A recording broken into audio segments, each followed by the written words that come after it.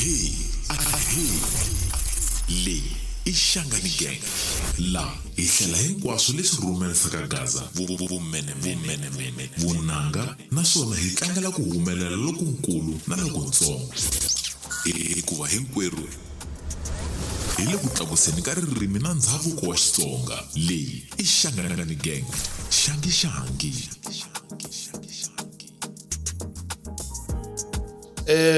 Principal. Hey, namuntlha mi surprise. hayi a hi nge heti ku mihlamarisa kamarikana eminkarhini hinkwayo ta va hi mikhomeli swilo swo hambanahambana hi mikhomeli vanhu va matimba eka segment yin'wana na yin'wana leyi hi nga ta va hi ri na yona kambe Vatsonga va ri mahlo ya kwahle ya voniwa hi muyevuri leswi vulaka leswaku u nge kumi ndlela ya mhaka handle ka ku pfuniwa hi n'winyi wa yona kumbe munhu loyi a nga na vutivi bya kahle hi yona mhaka leyi. Ni vona mkhome pshendela. Namuntlha hi khome dokodela Mburi Mpama Shandapha, munhu loyi ku nga a senior medical scientist eka yin'wana ya ti-university leti hi nga na tona a tlhela a va lecturer se esikwini ra namuntlha hi ta va hi karhi hi famba na Dr. Hlambani Xirinda. va ka hina. Va ka n'wina na ku tshemba ku ri swivutiso leswi vutisela ku vana va vanhu na vona u ta va vutisa hi ku u nge vutisi u vutisa vana va vanhu onge vo va hava vatswari se u fanele u meka sure na loko se hi kha hi ya mahlweni laha Dr. Hlambani va fanele va vutisiwa swivutiso. Phela hina hi tihosi. Dokodela ha mi amukela esikwini ra namuntlha ku va mi ri na hina la eka nongonoko lowu wa tidyondzo i mburisano wa tidyondzo hi ta va hi kha hi vulavula hi tidyondzo ku kondza hi ya fika emakumu se lexi xi humelelaku i timhaka ta ku ri hi ta mi nyikanyana xikarhani ku mi kota ku mi titivisa hi n'wexe mi byela vahlaleri ku ri hi n'wina mani mi huma kwihi swi endlisa ku yini vanhu va nga va kha va hlamala va hleketa ku kumbexana i dokodela rin'wana ra mukhegulu kasi i ra mutsembyana kasi hi dokodela lera ra n'anga ya hi lero mbala gaweni ro mbala gaweni ro tshuka se dokodela hi ta kombela ku ri gaweni nyana swi kala ngopfu vanhu vo tala va swi lava ku vulavula na madokodela kambe hina kateko ngopfu ku va hi vulavula na n'wina hi ku a hi munhu un'wana na un'wana la nga ta vulavula na dokodela hi ta kombela leswaku mi ti tivisa mi tlhela mi hi byela rendzo leri mi nga ri teka ku fika laha mi nga kona. A ri olova a ri tika ku fika kwihi? Okay, ka lava va rhandzaku i podcast ya Shangani Gang ni tshemba ku xikandza lexiwani a mi xi voni ro sungula xo vuyelela a ni nge lehisi ngopfu ka ku ti tivisa ku na episode leyi ni nga ti tivisa la a ni vutiseliwa ngopfu hi rendzo like tanihiloko mi kombisini ku ni fanele ni tivisa hi rendzo ra mina ra ku ni fike njhani laha so ni ta komisa mi nga endli leswa ku makhensa mi yi phase njhani kwanyelani mo hava no run pass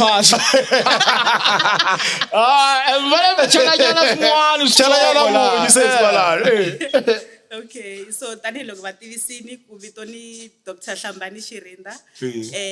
ku beburiwa ni bebuleriwe ka Makhasa Malamulele so hi komisa ni nghene xikolo a primary a Makhasa primary and then high school ni nghene Angesman High School even ya sungula tidyondzo ta university a University of Limpopo up to honors and then yani I ended masters at Wits and then PhD ni endle na University of Pretoria.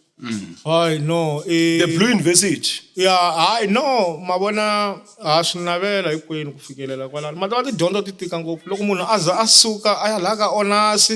a ya laha ka masters boyfriend a ya ka PhD a mi nga ri hava boyfriend leya mi disturb ku mi dyondza tidyondzo so I topic ya siku rin'wana a fona hi ti unholy hours. Kwata fona se mi kuma ku mi tshame na xipele la. Yeah, no, mara hi ta va hi karhi hi ringeta timhaka ta ku va hi tlhantlha tidyondzo ta kusuka ka basic education, tidyondzo ta le hansi. Se laha hi ta va hi karhi hi languta nkoka wa mahlawulelo ya tidyondzo loko n'wana a fika ka grade 10. Mi nga kota ku mi hi tlhantlhela swona njhani naswona i cini leswi vana va fanele va swi languta ngopfu loko va fanele va hlawula tidyondzo ta vona? Na Khensa ni nga tivi masiku lawa ku swi endlisiwa ku yini mara hina loko ha nghena a high school loko n'wana a ri ka grade 9 a ku ri na swin'wana a hi swi vitana career exhibition. So a hi hamba hi ya ka ti-career exhibition laha a va fika va hi dyondzisa hi mintirho yo hambanahambana kumbe hi tidyondzo to hambanahambana ta le yunivhesiti. So kusuka lahaya hi laha n'wana a fanele a va dyondzisa kona ku loko u lava ku endla u lava ku tirha ntirho wa so kumbe loko u lava ku dyondzela leswiwani u fanele u va u dyondze kumbexana u fanele u teka ti-subject ta so until if ku ri accounting stream, science stream, ri tano masiku malama. Se laya swi na nkoka ku n'wana u fanele a va na ku twisisa before a choose ti-subject ta ka grade 10. Ku na ti-stream to hambanahambana, ku na stream xa science, ku na stream xa vo accounting, ku na stream xa history, masiku lawa ku tlhela ku va na stream xa media. Even then ku tlhela ku va na in fact BA leswiya swa kambe ni katsi history ni katsa na accounting na media, even katsa na science. So n'wana u fanele a va a kha a swi tiva ku u lava ku dyondzela yini xo sungula. By the time a pasa grade 9 u fanele a va a kha a swi tiva ku u lava ku va yini loko a kula, ku ri a kota ku loko a ya ka grade 10 a choose ti-subject hi ku ya hi leswi a lavaka ku va swona. Mara hambiswiritano ku na tidyondzo leti ti khavharaku mintirho yo hambanahambana. Ku na tidyondzo leti khavharaku mintirho yo hambanahambana teto ti katsa maths. Maths u khavhara mintirho yo hlaya, wa khavhara lava lavaka ku va maloyara, lava lavaka ku va ka health, lava lavaka ku va ka accounting, leswo taniya na lava lavaka ku va ka science ya andivele ya science stream. Loko na ha kula ni nga swi tivi ku science i career a ku ta ku vuloyi n'wini sweswi mi-scientist.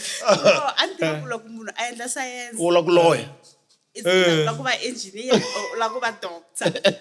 Swi helela kwalaho. A ni nga swi tivi ku ku na swilo leswi vitanaka ku na ku va scientist. Mara n'wina loko mi languta vanhu lava va kumekaka va teka tidyondzo eka grade 9 va ha ri vatsongo. Loko n'wina mi teka tidyondzo letiya ku ve na ku nghenelela ka nkucetelo wa vatswari. Se ni vi na katekiwa ku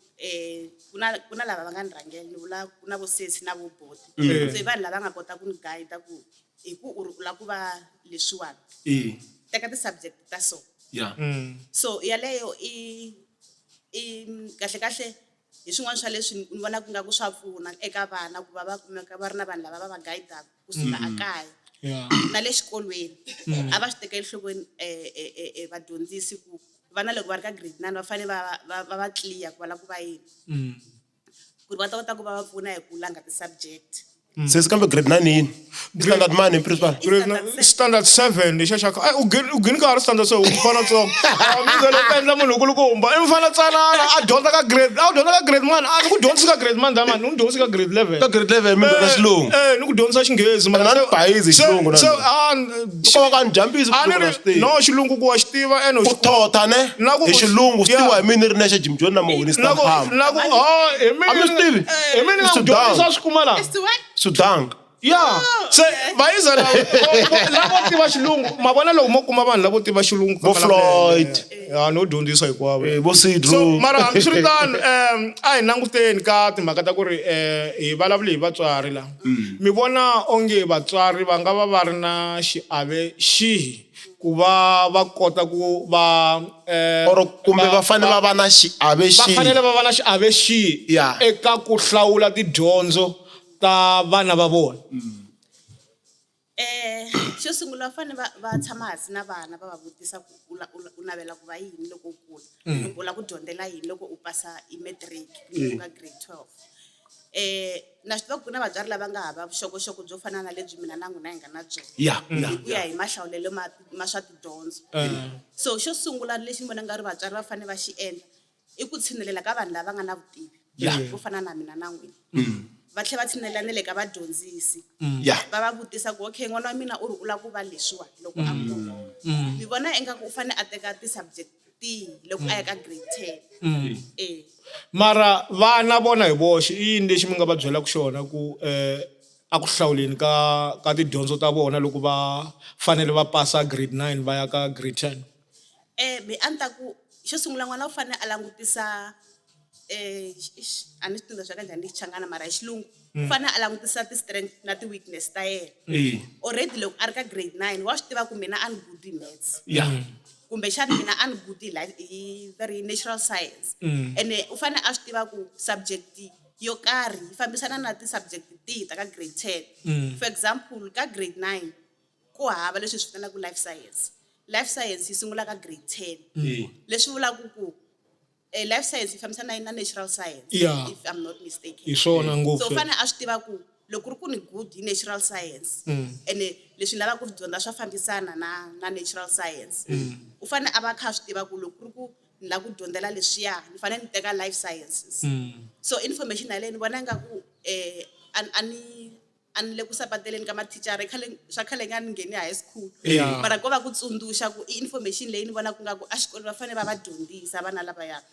hi mhaka ya ku tsundzuka hina loko se hi fanele hi pasa hi ka grade 10 ani a hoya hi leswiya swa ku ka grade 10A in most cases 10A a ku nghena ma-student ma-science a hi ku nghena vo tlhariha ngopfu no a swi hi ndlela leyo a swi hi ndlela leyo vanhu lava va kumekaka ka A na le ka B na le ka C loko va za va ku yisa hala ka F wa vona hina ku ri hina lava vo fika lomu wa ka vo F le a hi nga vileli u kuma ku ni khomi 287 amahlweni ka mina endzhaku ka mina ko va na va 2 ntsena ni fanele ni feyilini na mina se va kha va swi tiva ku grade 10A kumbe swo taniya a ya vanhu lavo tlhariha ngopfu kumbe science a ya vanhu lavo tlhariha ngopfu swo taniya va fanele va chuza hi ku ya hi leswi va lavaka ku va swona hayi hi ku ya ku leyi i tlilasi ya vanhu lavo tlhariha ngopfu nyala ya madomu nyala so mara xiphiqo lexi mi xi vonaka onge vana va xi endla ngopfu loko va fanele va hlawula ti-subjects tidyondzo ta vona hi xihi lexi mi nga vulavulaka na vona ku ri xiphiqo lexi va fanelaka va nga xi endli a ni ta ku na swi tiva ku loko n'wana a ri ka grade 9 u va a ha ri ntsongo swinene mara va fanele before va chuza va langutisa hi ku ya hi job market a hi nge yi tsutsumi yaleyo ni na swi tiva ku South Africa ku na high rate of unemployment ene hi ku ya hi khale a ku ri na tidyondzo to karhi leti a ti na mintirho tona hi toxe ivi ku va na letiwani a dumi ku ti na mintirho mara sweswiwani tidyondzo hinkwato hi ku ya hi mina a ta ha ri na mintirho a ta ha ri na mintirho mara ka ha ri na leti a ha ri ku na hope se n'wana loko a chuza a ri ka grade 9 for grade 10 a vi a kha swi tiva ku lava ku va yini loko a pasa matric ene hi fanele hi ku ya hi ku chuza n'wana a chuzi tidyondzo leti ta ha ri ku na hope a ni nge vuli ku future hinkwaswo swi na future mara leti career wise a swi tivaka ku ni fanele ni navigatisa ku yini so mi ni la tambusa xivuso lexiwani mi vulavula hi ti-scarce skills so ku ya immigration act ya hina loko hi fanele hi thola vahlampfa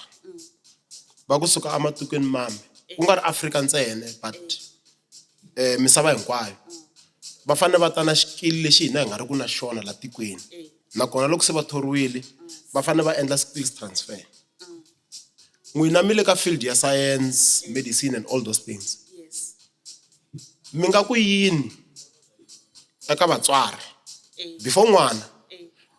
because n'wana loko a fanele a va phorisa i va a swi twendlwini hi ku ya hi mina loko n'wana a fanele va socha i swi twendlwini doctor accountant actual science and many other things van'wana va swi twa ka TV van'wana ka TV mako va na access ya internet na swin'wana na swin'wanyana mi nga ku yini aka vatswari lava va kondletelaka n'wana ku wena va na ntlambi hambi n'wana a ri hava nyiko ya ntlambi nyiko ya vutlambi mi nga ku yini ka vatswari lava va ngo va na phorisa hambi mi swi vona ku loyi wa ni gwala loyi loko twa ku rila AK hala i to tumbela a nge ya respond ka crime scene mi nga ku yini ka n'wana loyi mi swi vona ku a nga na passion ya vu lecturer or vudyondzisi hi ku ya hi ti-level ta ku hambanahambana or to be a nurse because ku dume ku ri manese ma na mona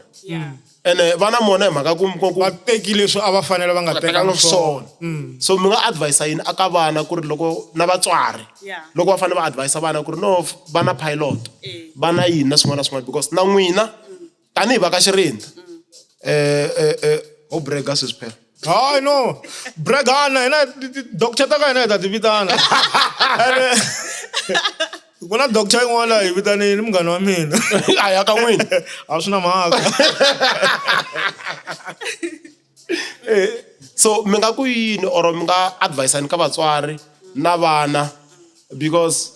mi nga ni kondletela ku ri famba ni mi ya endla timhaka ta mechanical engineering mara metsa wu kona ya na swi twisisa so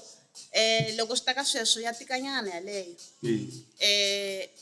hi ku ya hi mina vatswari va fanele va va well informed xo sungula xexo va fanele va va ri well informed masiku lawa ku na social media for example and ni tshemba ku munhu un'wana na un'wana u na munhu loyi a hanyaka na yena a nge le kusuhi na yena loyi a swi twisisaka nyana hi ku ya hi swa tidyondzo if yena a nga swi twisisi loko sweswiwani ni ri mutswari ni ri na n'wana ni fanele ni vutisa lava swi twisisaka ku antswa ka leswi mina ni swi twisisaka xiswona ku ri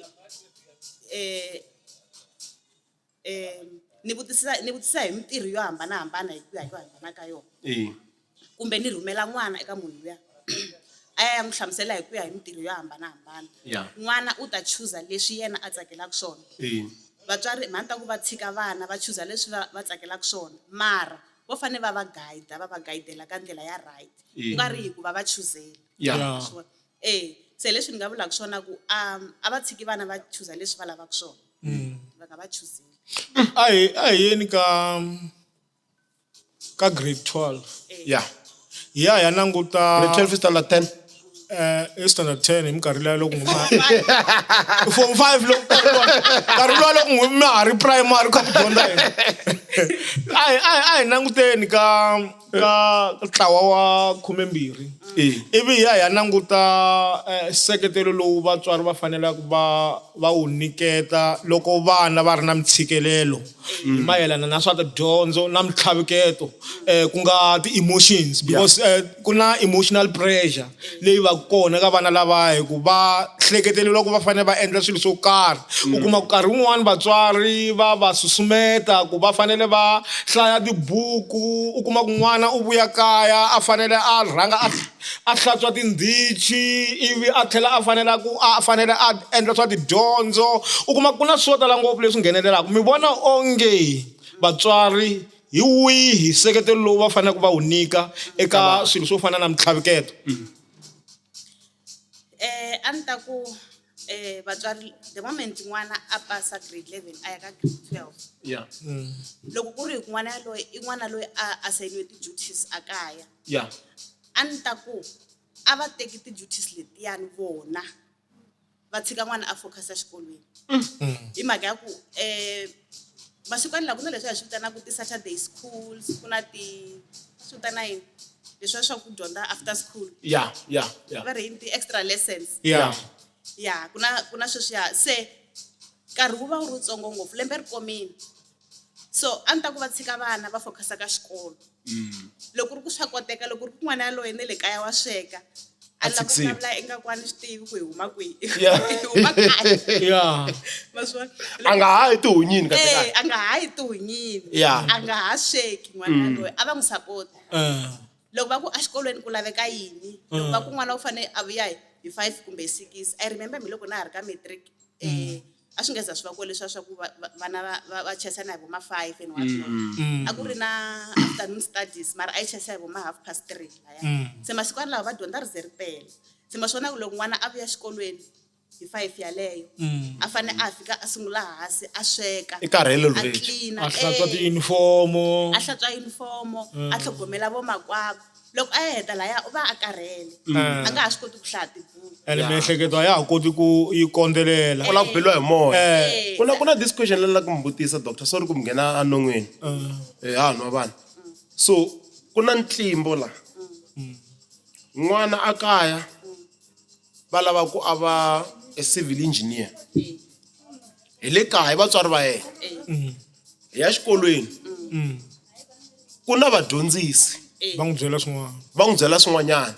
and vadyondzisi lavawani va n'wi byela hi ku ya hi ku vona potential ya n'wana hi ku hi vona va endla kwini va n'wi dyondzisaka i va na vanghana va n'wi byela swa vona a va na hate this question leyi so vadyondzisi meri wo yi fanele va yini a pilot ya i vanghana va ku yini mkhulu vanghana va n'wi hlamusela ku wa vona sweswi a swi lava ku za u ti karhata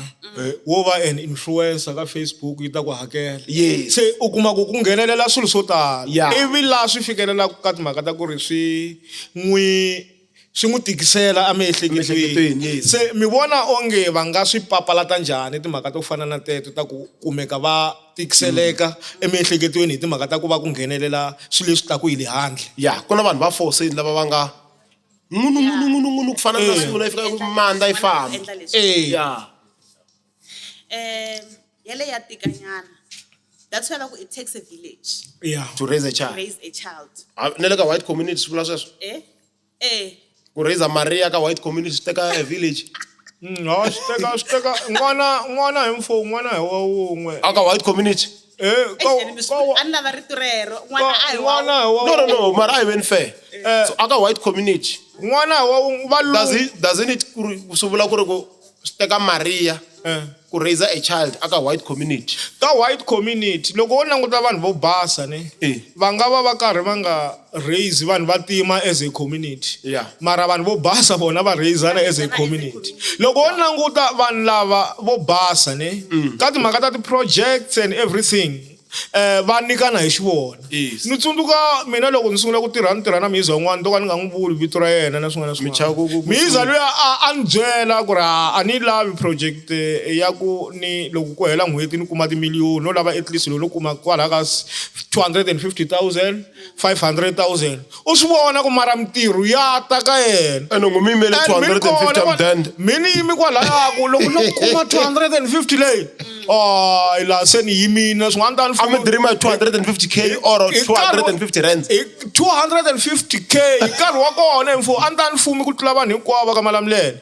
mara na sweswi loko no kuma 250,000 ni nga va ni fumi ku tlula vanhu hinkwavo ka mi nga xa golf one yi va na redela ya pongo lowu ka nga tivikani mfu ni nga xava swilo swin'wana a ni loko ni na 250,000 ta xava movha ya leyi ni nga ta hakela 100,000 wavo na aka yindlu leyi ni xava yindlu leyi ni nga ta hakela 100,000 ni dya 50,000 yindlu yangu yi nge heli yi ta emafremeni ku fana na magayisa lama ma ku ri lava ku aka yindlu hi mali ya pension Swi ta mara maka maka. doctor question mi yi twini ya ni twini kambe a ha ri ka liya ya ku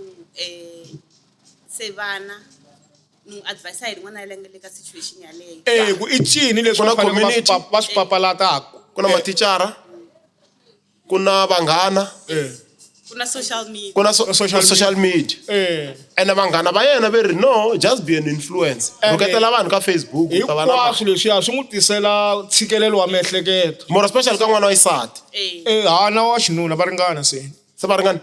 oh se lexi mhani a ni ta va tsundzuxa xona vana i ku xo sungula n'wana u fanele a ti tiva yena n'winyi ku yena u lava yini xa vumbirhi u fanele a tiva na laha a humaka kona hi mhaka ku swi nga endleka ni ri na munghana sweswi wa munghana wa mina a kha a nga humi ka yona background leyi mina ni humaka ka yona munghana wa mina xikolo ku ri hobby ka yena ku okay ku ni ta va ni ri na matric ni kuma ku munhu yaloye already swa yena swi lunghile va vitana ti-trust fund kids swa yena swi tshamisekile se n'wana u va vitana yini trust fund kids hi xitsonga yini no sungula ku ri na rito leri no sungula ku ri mjalifo reni va ri Mdandzaka. yini trust fund kids Oh, trust fund kids. I mudyuhari for njhani? Mara a ni rifa i legacy. Yeah. Se leswiya swi la ta vula ku ri vatswari swi nga endleka va hanya ne. Mara vana lavaya va vekeliwe xuma xo karhi etlhelo lexi xi nga ta va hlayisa vutomi bya Wa dyondza a nga dyondzi. Wa dyondza a wu dyondzi hi leswi endlaka ku kuma ku ri munhu wo fana na wena u na PhD mara wa ha tirha hansi ka munhu a nga na grade 12.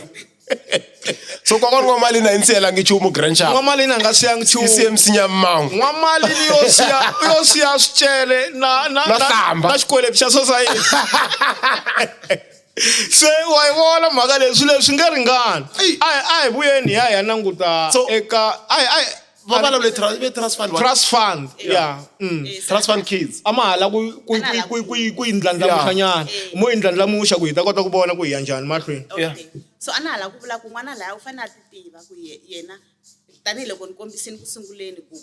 n'wana u fanele a tiva weakness ya yena na strength xa yena ku ri yena u good ka yini xo sungula. And then twisisa ku vadyondzisi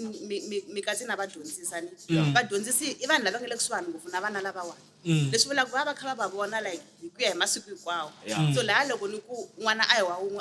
a ni vula yini na a ni vula ku vatswari na vadyondzisi va fanele va tirhisana va fanele va tirhisana va fanele va vulavurisana kumbe va fanele va communicate vadyondzisi va hlamusela vatswari vonani n'wana wa n'wina u good ka swilo swa so not ku ri ya n'wi chuzela ku a endli leswi mara a swi ta va kahle loko a yo teka career path leyiwa ma swi vona ku va na ku twanana ku nga vi leswa swo mhani ve tele mem ve tele va twisise n'wana a kumeka a hlangana ka nga swi ku fanele a langa yini se va fanele va tirhisana vatswari na vana ku kota ku pfuna n'wana ya ma vona sweswi ka vhiki leri nga hundza ka rona ni hlangani na sesi loyi i mudyondzisi se loko sesi loyi a ta laya xikolweni xa mina a lava swin'wana swo fambelana na ti-union u ni hlamusela timhaka ta ku ri mi ni karhele ku tirha ni fanele ni kuma n'wanuna loyi a nga ta va a ri na mali Okay. Ana lo ta vutsa ku why mi nga ni recommendanga. So problem ya timhaka ta ku a ri na mali. Mali na yona. Se na swi vona ku why mi nga ni recommendanga. A ni nga ta ku recommenda ni na swi tiva ku ndyangu wa wena wu suka kwihi wu ya kwihi. Mara ndyangu wu khuluma hi jampisela. Ni vula leswaku a no ku jampisela a nga ta pfumela ku a ni ta rhanga ni n'wi hlamusela ku munhu loyi u na ndyangu. Se a ni ta ku hi kota ku hi vulavulanyana hi miehleketo liya ya ku loko munhu a ri wa xisati a hleketa ku ri u ta kuma nuna loyi a nga ta va a ri na timali loyi a nga ta n'wi endlela swilo a tshika dyondzo na ku va a tiyimela i xihi lexi mi nga n'wi advise-aka ka xona ku ri a kumeka a tiyimela hi yexe ku misava sweswi yi cincile vavasati na vavanuna va ringana hi sweswi khale phela a ku ri timhaka ta ku ri loko mi ri dokodela mi ri so a ni fanele ni twa i nga ri loyi u tsongo ka mina ni nyadzanyaza mara sweswi ni swi vona kahle ku ri mi ni ba hi swin'wana swa vo 275 kilometers a ni swi tivi na ku hambi ni ta fika a ni swi tivi ku ni ta yi khavhara njhani hambi ta yi khavhara hi peceni loko se ni ri na misava ku hala kaya na swin'wana na swin'wana mi fanele mi joyina political party yonge loko no joyina political party yonge kumbe xana sweswi swi nga lunga madlaka commission mi nga va advise njhani vanhu lava vo hleketa i nga ri mali yi fanele yi ta hi ku u tekiwini ku nga ri timhaka ta dyondzo swilo swi cincile a swa ha fani na khale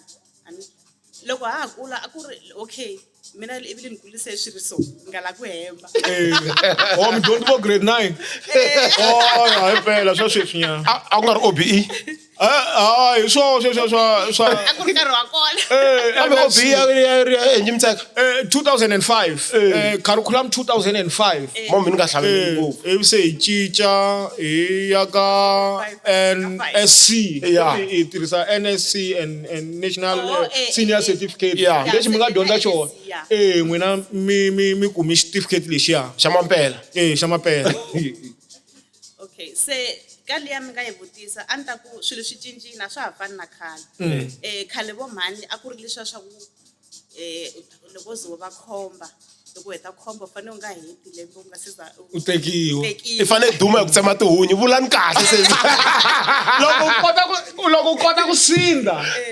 hayi a wu swi tiva ku vukati yo byi tla na ku bakela phayipini mara na sweswi wa vona loko u lava vavasati famba kun'wana hala green hala a grand farm ve ri va dlaya hi ku ba xithope hi vona ku sinda ehansi kwalano u ta tikumela nsati wa wena hayi leya swa ku a ka dumangi geregere n'wansati wa kona swa geregere hi chumu ene phela loko mi languta swilo leswi onge tikhomba a ta ha ri kona kahle mara hi ta swi vulavula siku rin'wana ma xi ta xitamba coffin ya xitambo kofeni a xi tiva ku na van'wana va dumu ngwala nge vulavuli hi vona xin'wana na xin'wana xi na munhu la nga dumi se mara n'wina mi ri vanhu lavaya I cini xin'wana lexi va faneleke va xi endla ku kombisa ku ri swilo swi cincile ya okay se masikwana lawa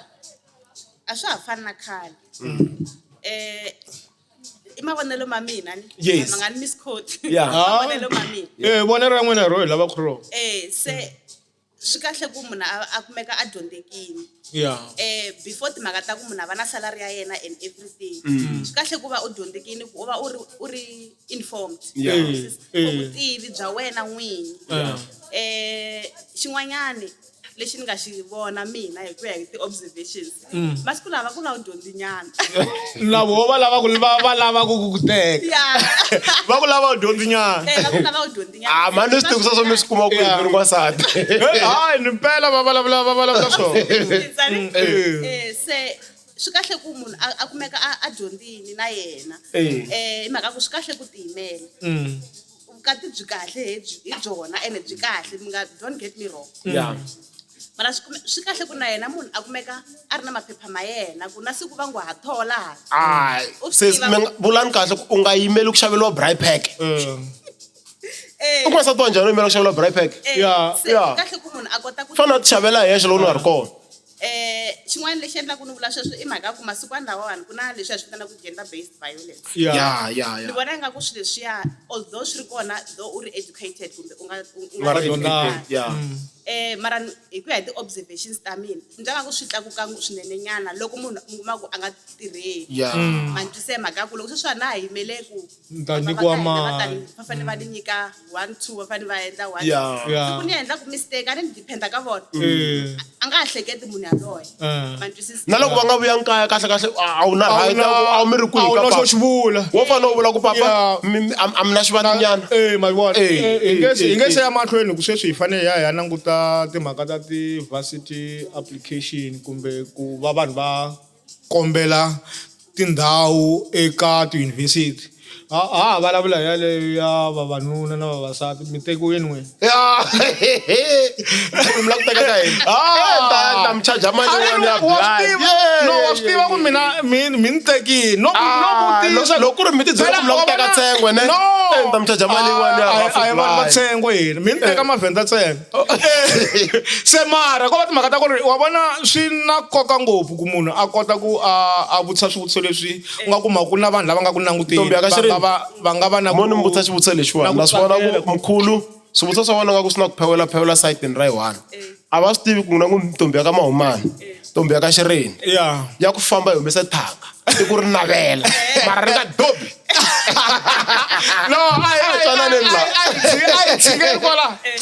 a hi tshikeni kwala munhu loko a lava ku va a medical scientist i fanele a teka stream xihi kusukela loko a ha ri high school naswona discipline leyi taku na ku va munhu a fanele a va sweswo a va sweswo i yini tshikani na va ve le Venda sweswiwani ya okay okay se loko munhu a lava ku va medical scientist xo sungula u fanele a va endle ti-subject ta science a high school sweswo swi katsa maths na life sciences ma ha ri ka maths ku na maths lead ku va na pure maths ku laveka maths wihi maths xidzi ku laveka mathematics na lowa wa ti-trigonometry na ti the what phepeti lowa tika yini geometry whatever yeah so ku laveka pure maths pure maths pure maths kambe wihi i maths lo wo tenga lwa metse lowu nga Ku sungula na geometry. i metse lowu nga sungula la Afrika awu metse wu timusa wu dyondza geography santi ku ringana ku vulavula loko vulavula hi geometry yo tshama hlanyana u twa ku kula leswi va nga swi vurisa swona swo tala i ritiri va nga ri krema munhu a nga koti Mina siya high grade. Ya metse shit. hey wa tikomba a famba hi layini So ku laveka metse wihi? Okay, Wo so- tenga nyana. laveka lowo tenga na life sciences na English. Okay. a ku laveki luwa wa tihlayo luwa va ku vutisa ku ri loko laha ku chichiwe tibuku ta 10 vana va ri 100 ku ta xota tibuku tingani va lava metse lowa straight a hi hundzeni hi ya mahlweni hi languta mhaka ya ku va mi endla swikombelo swa ku amukeriwa a yunivhesiti Mara mkhulu, ya before ka yeleyo. ya Medical scientist. I yini? ene a hi zangi Yi localizing ku loko va ku munhu it's a medical scientist. munhu loyi a nga yo tshama a Endla yini? ganganani ka malamulele munhu loyi a nga yo tshama laha ka makumeke Yeah. a kota ku twisisa ku ri loko hi vulavula Ka makhasa, ka maphophe, ka mbinga. loko hi vulavula hi scientist Yeah. hi va hi kha hi vulavula hi mi ya ka ririmi ro ringanela na vona vanhu lavaya A swi hi ku saseka swilo leswiwana leri. swi fanele ka swi ya hi swona Okay, so medical sciences i Yeah. branch ya medicine Yeah. Yeah. leyi yona yi dilaku hi tirhwelelele So i rhavi i rhavi Ra science. swa vudokodela. oh Mara byi le lab. kumbe ra vutshunguri Bya vutshunguri. mara lebyiwani vutshunguri bya kona byi le a lab Kambe lab yini mkhulu hi Xitsonga? laboratory I Xitsonga xexo? yo lomba Yo lomba. a lab Okay. hi laha i ndhawu laha ku Endliwa ku vuhleri. ku endliwa Ku nga va byi ri bya ngati, bya DNA. Swi nga endla kahle munu a fika bribe n'wina ku ri DNA leyiwana ya mina swa pani mi ku hi n'wana wa mina. swa endleka sweswo ne and swa humelela mara mi nga swi endla n'wina Mkhulu ma lava ku swapa DNA. se hi ku kombisa Okay. hi ku hlamula xivutiso xa n'wina medical science i rhavi ra vutshunguri kumbe ra vudokodela leri rona ri tirhaka hi tirhiwele lab Okay. so leswi ti-medical scientist va endlaka swona i ku loko a xibedhlele va teka tisampulu va ti yisa a lab a lab a hi nge sweswiwani madokodela ma teka tisampulu hi ku ya hi ku u vabya vuvabyi byihi Malaria. u na Or yini? ti-symptoms ta yini Ngopfungopfu byihi? Hayi bya ku munhu u kande barrel line or yini or njhani? So i dila ngopfu hi ti-infectious diseases ti-infectious diseases i yini na i vuvabyi lebyi tlulelaka yeah no nyika xikombiso Loko no khohlola TB. swo fana na vo TB swo fana na vo ti-infections a hi nge sweswiwani hume xilondza xiholi se hi fika hi swaba laha ku nga na xilondza i va tisa lab va lava ku vona ku i yini lexi endlaku xilondza xa wena xi nga holi oh ivi loko hi lavisisini a ni nge xikombiso xa kahle inani xilondza loko va fika va swaba lahaya kumbe a hi nge u hume xilondza xi huma ngati kumbe xi huma Bofu, va ta fika va kama maybe bofu lebyiya va chelaka something ka ti-container leti tirhisaka va swi tisa lab loko va swi tisa lab xo sungula lexi faneleke hi fika hi xi endla hi rhanga hi langutisa ku i switsongwatsongwana swihi leswi swi endlaka ku xilondza lexiya xi nga holi Ku nga ku ri tinhongani. nhongani i xitsongwatsongwana u dyondzi ku yi xikolo na tixakaxaka to hambanahambana ta switsongwatsongwana leswi swi katsaku ti-bacteria yeah ku katsa na ti-virus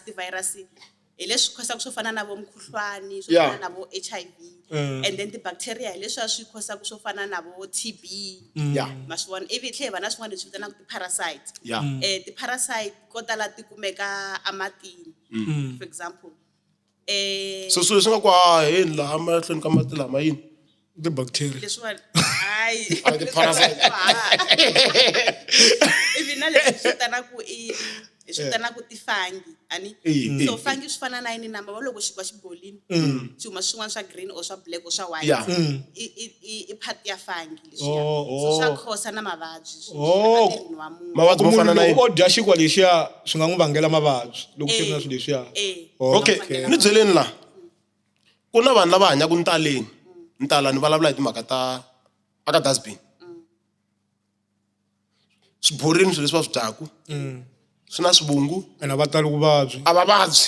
swi vangiwa vo hi ku hava vabyi okay ni ta vuya ka yaleyo mo ni hetisa liya yin'wanyana Okay. Na Okay. hlamula ka yaleyo. a na ni la ku crusha mhaka leya principal a ku mi ni dyondze ku xikolo ku Ah, so loko ku ri na miseducation aka mina yi huma ka vona se na swi vona ku dyondzekini wa vona loko wo za u tiva ku xitsongwatsongwani ku virus i yini na bacteria i yini se u va u kha wa vona ha ri ku dyondzeni se loko se tisampuli ti tisiwe a lab ti fika ti kamberiwa loko hi heta ku kambela loko hi swi kuma ku okay mavabyi lamaya ma vangiwa hi xitsongwatsongwana xa so hi ya mahlweni hi testa ku leswi hi nga kuma xitsongwatsongwana lexiwani xi nga treatiwa hi maphilisi ma loko hi ta va hi kumi vuxokoxoko byebyo hi byi tlherisela kwini a xibedhlele a wadini ku okay hi kume ku karhatiwa hi xitsongwatsongwana xa so ene maphilisi lama nga ta tirha ka xitsongwatsongwana lexiwani Hi mahi? hi laha mara swa endleka mi kuma ku ri mi kume xitsongwatsongwana xo karhi mi kuma ku hava maphilisi lama ma fanelaka ma tirha eka xitsongwatsongwana lexiya se hi n'wina mi tlhelaka mi ta na timhaka ta ku ri maphilisi lama mi vona Va researcher onge something. ma nga kota ku pfuna ka lexa so hi wahi oro loko mi kuma ku ri munhu loyi na xitsongwatsongwana xa so maphilisi ma kona so hi mhaka maphilisi ma kona munhu loyiwani a nga va a ri na a timed life ku ri a nge hanyi ku tlula 2 years ene ma fanele mi conducta research leyi nga tekaka 5 years mi n'wi byela ku yini munhu yaloye mi n'wi byela ku ri hayi wo babayi ka va ka n'wina or u prepare ku ya hlangana na ti-ancestors ni xi tivaka ku na maphilisi mo tala swinene lama ma tirhisiwaka ani se ku na ku sweswiwani hi ringeta maphilisi mo karhi hi ku okay like loko hi kha hi testa lab hi testa panel ya maphilisi mo hambanahambana lama nga tirhaka laya tanihiloko mi kombisini a hi nge ka panel liya hi kumi ku a ku na lama tirhaka a swi kota ku hi tlhe hi okay hi ku lamawani a matirhi leriwani a ri tirhi loko ri ri one hi katsa na leri a hi katseni na leriwani hi vona ku loko hi makatsi ma ri mambirhi a mi nge tirhi na na swi twa ku mi ni vutisa yini kwalaho okay so ti-scientist ntirho wa vona wun'wanyana i ku endla research yo fana na sweswo ku ta na switshunxo i ku ta na switshunxo ni ta ni ka xikombiso hi TB ti hambanini ku na leyi hi vitana XDR ne hi leya nghozi extensively drug resistant TB leswi vulaka ku TB yaleyo a yi tshunguleki like hi ringeti maphilisi hinkwawo matixakaxaka yi resistant resistance hi ku alela yi resistant ka maphilisi hinkwawo lama hi ma tirhisaka so that's where scientists come in as well ku endla research ku okay leswi swani maphilisi lamawani ma nga ha tirhiki hi nga ma improvisa ku yini se ka liya mi nga ni vutisa mi ku why vanhu lava vo dya a tibinini ku dyiwa swakudya swo bola laya mara ma strongo ngopfu so miri wa munhu wu na leswi swi vitanaka ti-normal flora ti-normal flora i ti-bacteria leti ti sivelaka munhu leti ti sirhelelaka miri wa munhu is it antibodies or what okay swona ti-normal flora oh no mi ta normal flora vatsongwani a wu lava ku antibiotic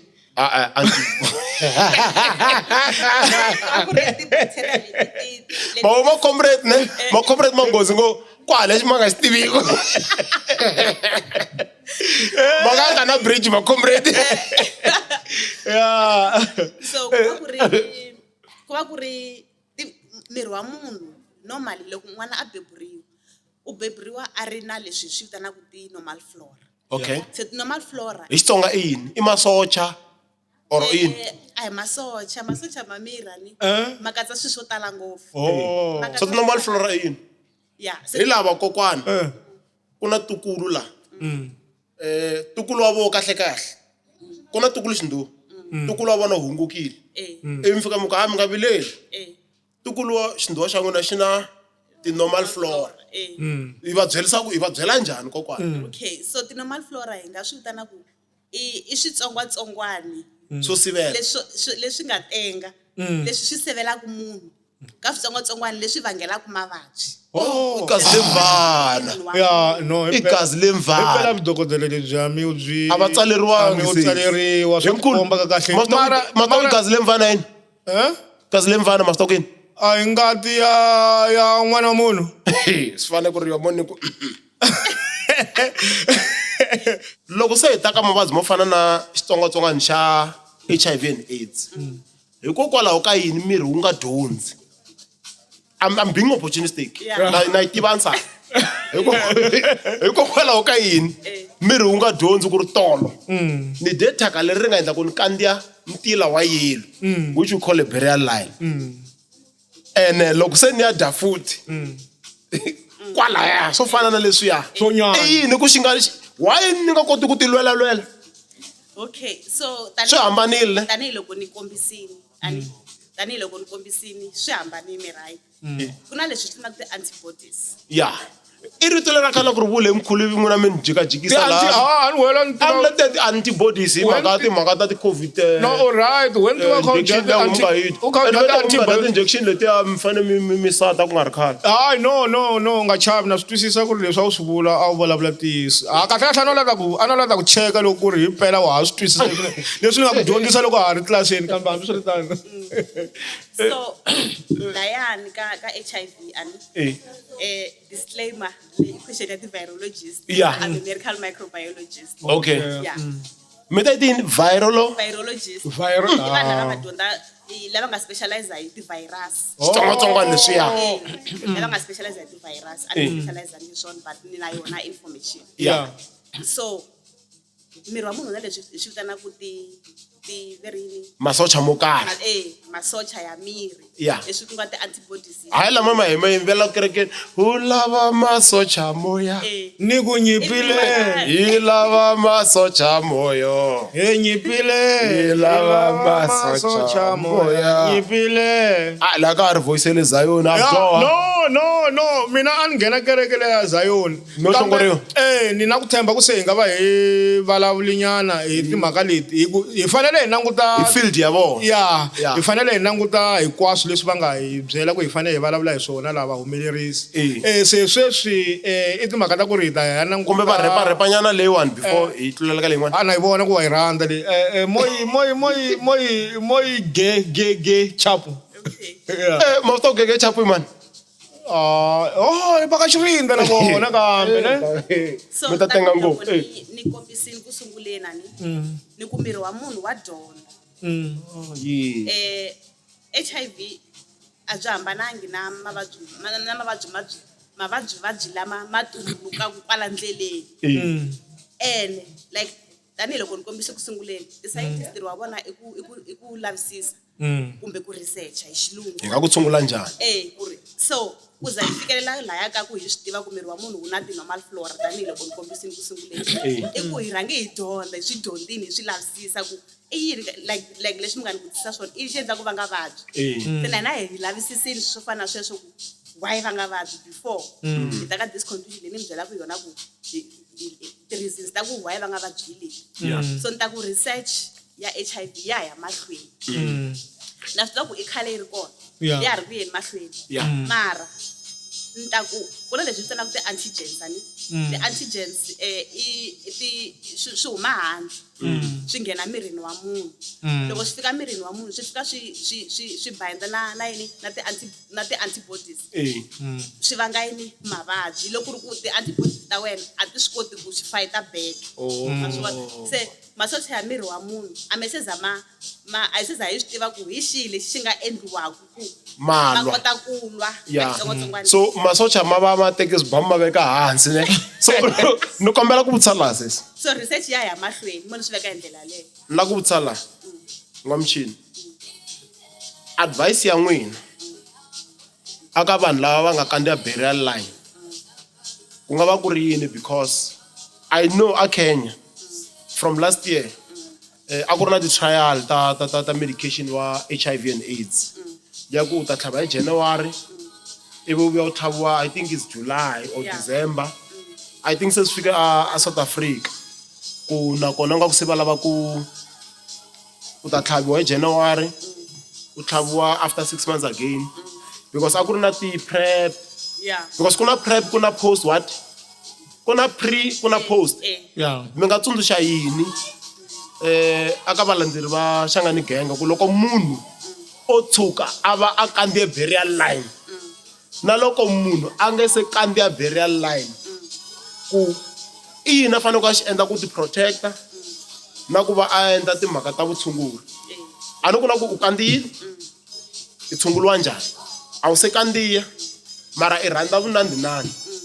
i fanele i ti protecta njhani hi swona mkhulu ni vutisa swona Ya u swi vutisi kahle. Se a ni ta ku xo sungula munhu fanele a tisirhelela hi minkarhi hinkwayo. ma vona timhaka ta that's why ni nga swi lavanga okay Oh, a yi chumi timhaka ta mapela. Yeah, swi right. Munhu fanele a tisirhelela hi minkarhi hinkwayo. A swi tiva ku na leswi government yi phakaku mahala. leta ti nga vulavula hi president wa parliament ku na leta ti nga endli huwa ku na leta endla huwa Se u na xiphiqo na huwa wena. The government yi hi phaka swo tisirhelela hi swona mahala. Yeah. So a ni ta ku a heni mahlweni hi tirhisa swilo leswi hi swi tirhisaka. Government yi nyika ku swona mahala. Yeah. Ya mahlweni. Yeah. So loko munhu a endli xihoxo a ku lani endli xihoxo laha a swi fanele swi nga endlisangi swona kumbe leswi ni nga swi tirhisa for protection a swi tirhangi hi ndlela ya kona. munhu u huma 17 u huma ka Nkovani u huma ka Mbayimbayi a swi famba nkarhi A ni ta advise ku munhu yaloye xo sungula lexi a fanelaka a xi endla a tliliniki kumbe xibedhlele kumbe ka doctor a hlamusela ku ni endli swa so ku na ku ni khotile emkhulu u fanele a swi ma to khota yini musi Immediately ne. Ya na swi tiva. Maza ku swa ni tsundzuxa. kwala misala wa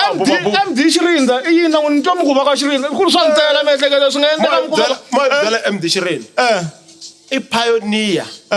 ya vunanga bya Xitsonga Sweswo na swi tiva ku na risimu rin'wana ra Mujaji. He Mujaji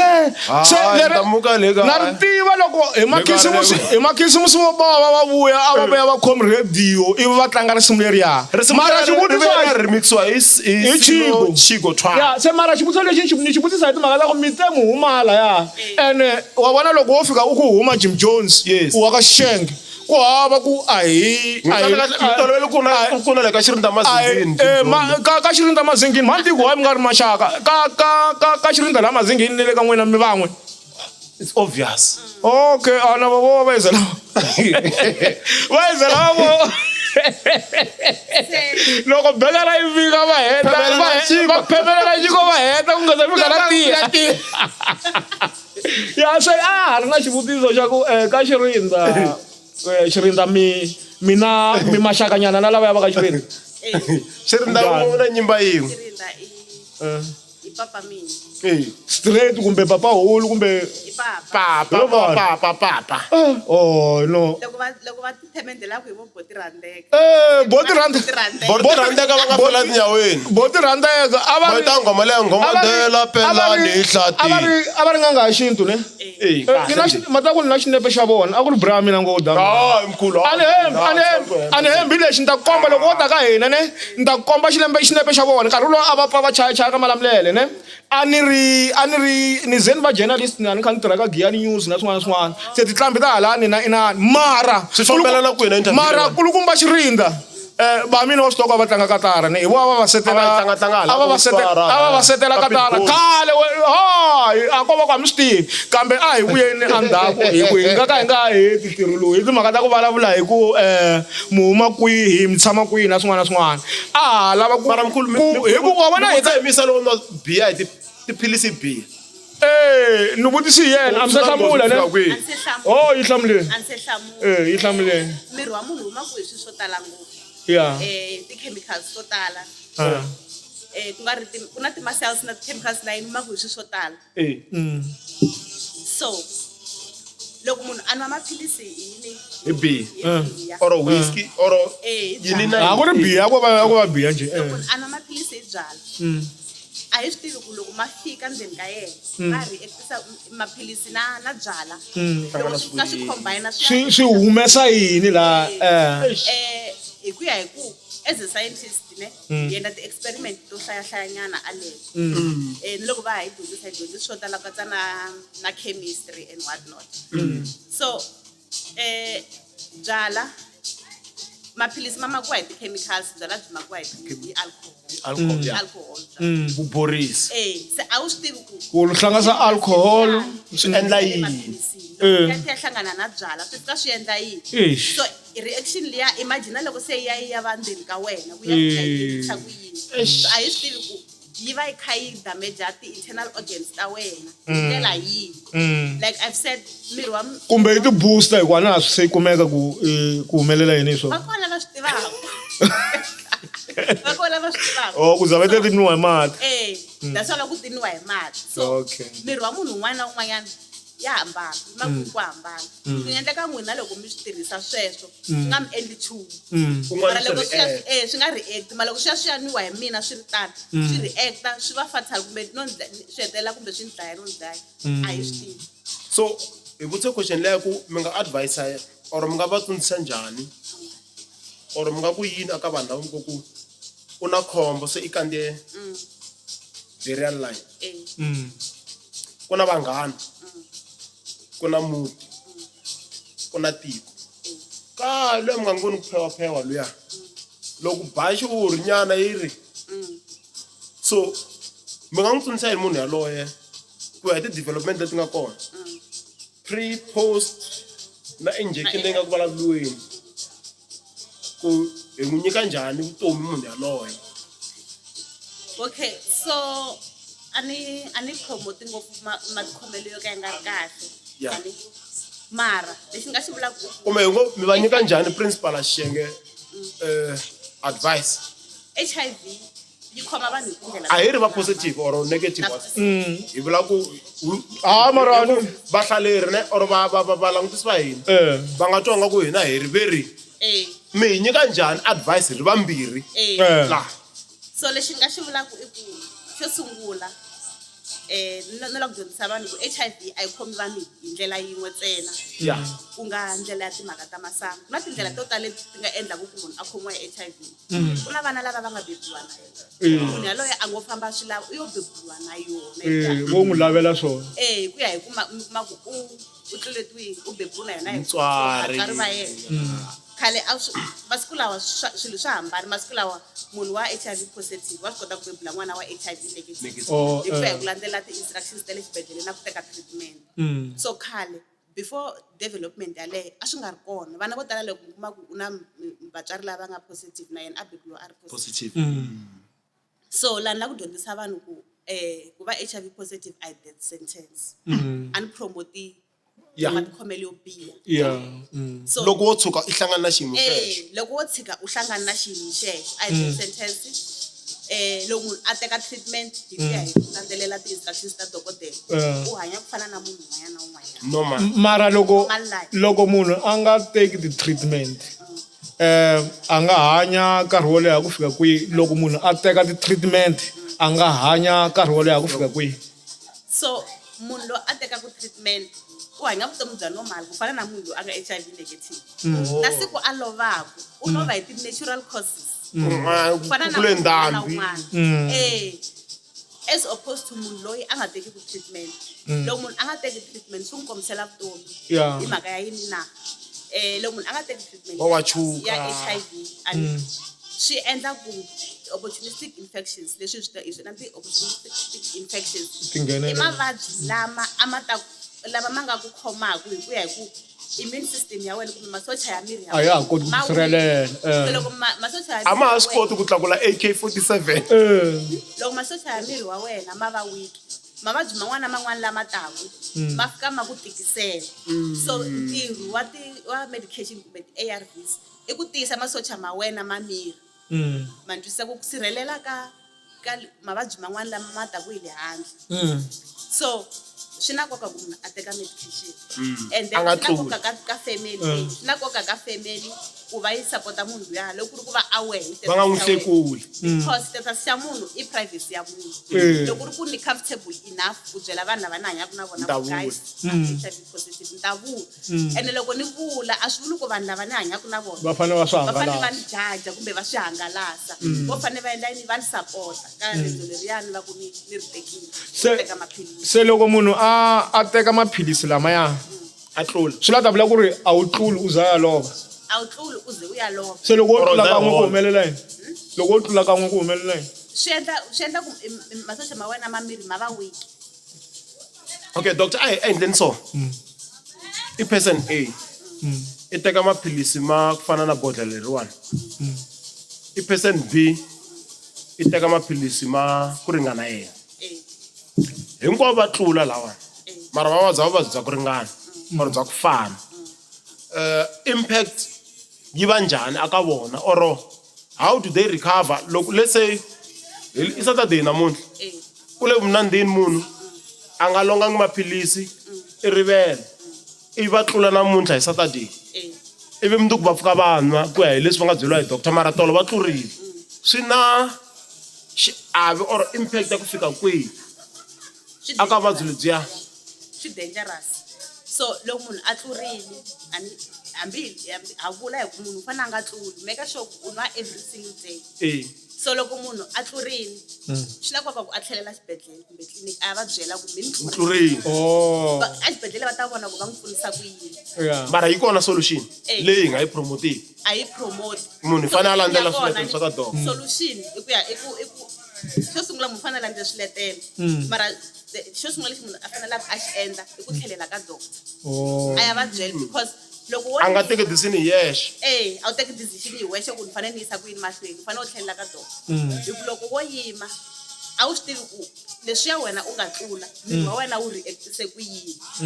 hi mhaka ku swi nga endleka n'wi tlula na mi ni tlula mara n'wi vabya mi nga vavi masocha ma hina mafana swi kahle ku munhu a ya ka doctor if fanele ku endliwa ti-test va endla ti-test va vona ku va n'wi pfunisa ku yini so kahle ku hava ku munhu a vabya vuvabyi lebyi hi vulavulaka hi byona a ku ta dependa hi swikwembu or swikwembu swa ka vona handle ka loko ku na death wish ya no wa yitwa ku yi famba njhani mfu swa ku u ta kuma swikwembu swa wena swa ka xirinda mazingeni a swi nga ku pfuni nchumu loko vukheketeta bya n'wi byele maputsu byi nga tirhi ka dayitini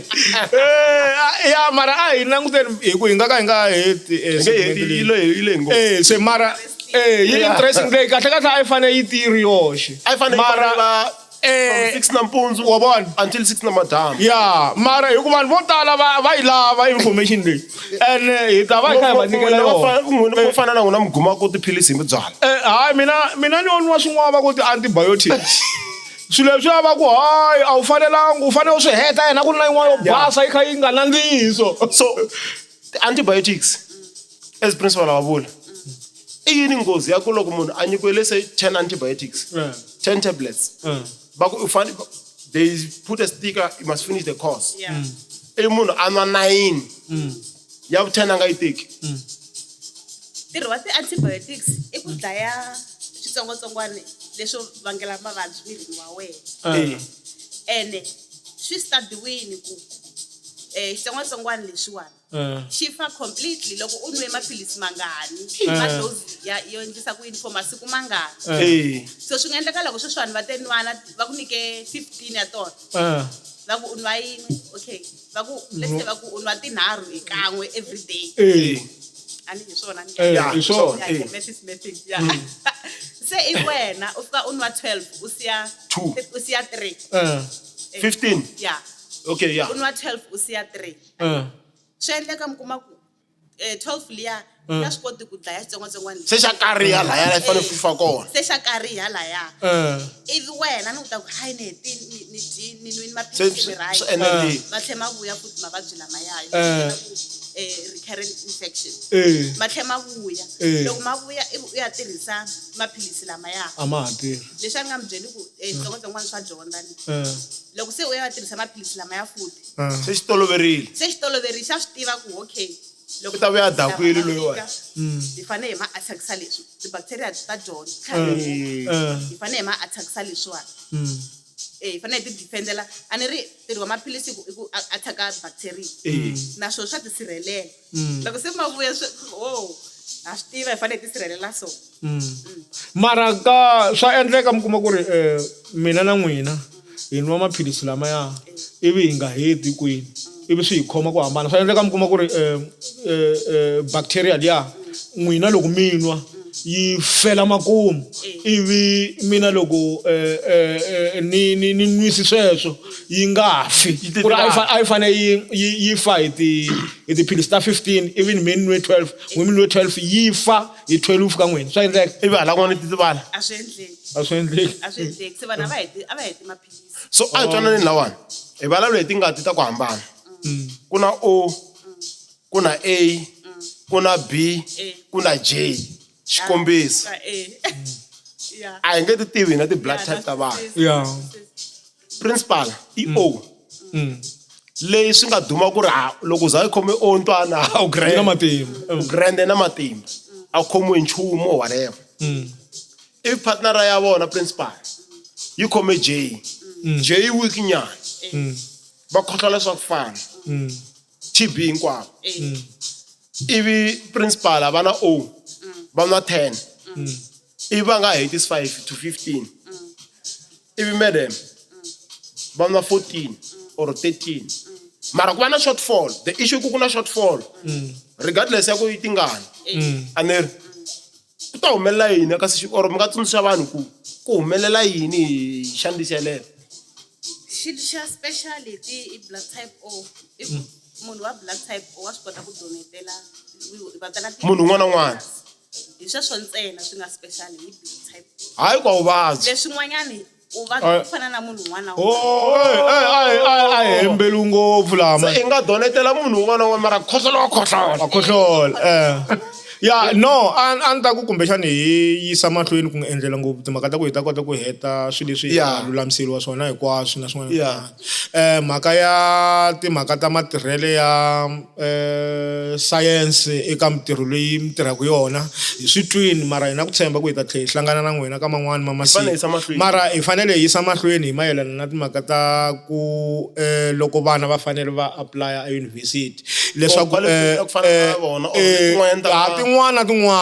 ku ri va fanele va sungula rini ku apply nakona ti-documents leti ti lavekaka hi tihi leti lavekaka nakona ku nga va ku ri timhaka ta ku ri loko a ni ma swi vona ku hi huma lomu emakaya vana van'wani va ta lava ti-NSFAS va nga swi kumisa ku yini I'm surprised ku ri you're saying ku ri it's NSFAS why are you not calling it TEFSA Oniri, phela TEFSA i nkarhi lowa n'wina na ku ri hava na ARV nkarhi lowa you must call it TEFSA nkarhi lowa i nkarhi wa n'wina lowa ku ri hava na ARV a ku ri hava na PrEP mi ni dyondzi xikolweni PrEP na what mi ni dyondzi what